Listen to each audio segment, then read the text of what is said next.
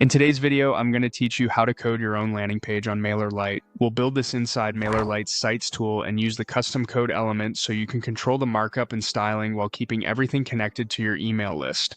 Start by heading to the Mailerlite dashboard and signing in.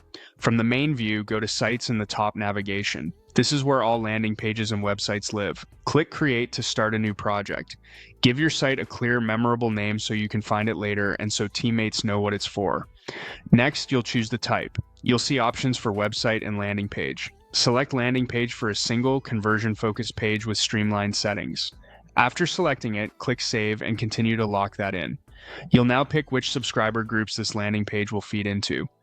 Choose the group or groups that match your goal, like a general newsletter or a specific campaign segment. This choice determines where new signups go and which automations can trigger, so pick intentionally. When you're set, click Continue. It's time to choose your starting point. You can grab a template for a fast head start or begin from scratch for complete control. Templates are great if you want a polished layout right away. Starting from scratch is ideal if you already have a design system or want to code most of the structure yourself. Inside the builder, open the Elements panel on the left. Scroll to find the code element. Drag and drop that onto your canvas where you want your custom section to appear.